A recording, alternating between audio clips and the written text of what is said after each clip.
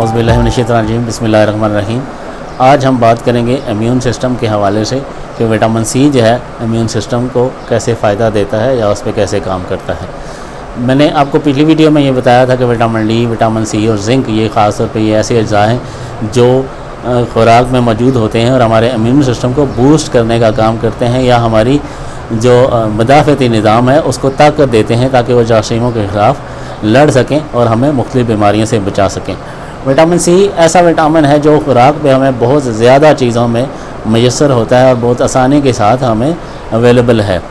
इसकी जो किरदार है इम्यून सिस्टम को बूस्ट करने में, वो ख़ास तौर पे जो WBCs जो हैं वाइट ब्लड सेल्स, उनमें से एक ख़ास किस्म जिसको मोनोसाइट्स कहा जाता है, उन पर इसके इफ़ेक्ट्स होते हैं और ये मोनोसाइट्स को मैक्रोफेजेस में बदलने में मदद देता है। बेसिकली मोनोसाइट जो हैं वो खून के अंदर मौजूद होते हैं और जिस्म में गर्दिश कर रहे होते हैं, लेकिन उनको मुख्तलिफ़ टिश्यूज़ में जाने के लिए एक अपनी हैयत को, अपनी शक्ल सूरत को बदलना पड़ता है ताकि वो मूव कर सकें टिश्यूज़ के अंदर।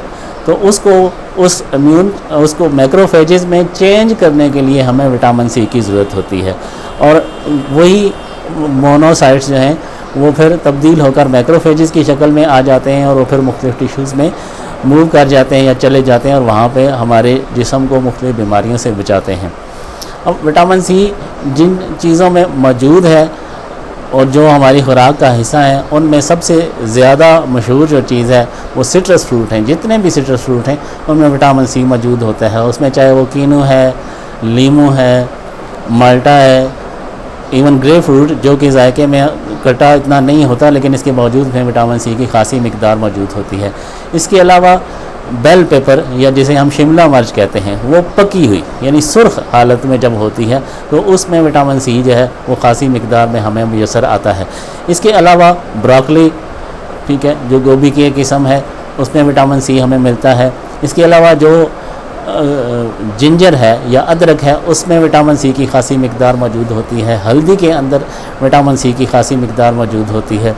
और इसके अलावा जो है जितनी भी तुर्श चीज़ें हैं खाने में हमारे, उन सब में विटामिन सी की जो मिकदार है मौजूद होती है। हमारी जो डेली रिक्वायरमेंट है विटामिन सी की, वो 65 से लेके 90 मिलीग्राम जो है वो पर डे हमारी ज़रूरत है, लेकिन हम इसको ज़्यादा मिकदार में भी ले सकते हैं और ये जिस्म को कोई नुकसान नहीं। अच्छा, विटामिन सी जो है इम्यून सिस्टम को बूस्ट करने के अलावा भी हमारे जिस्म में बहुत से काम कर रहा होता है।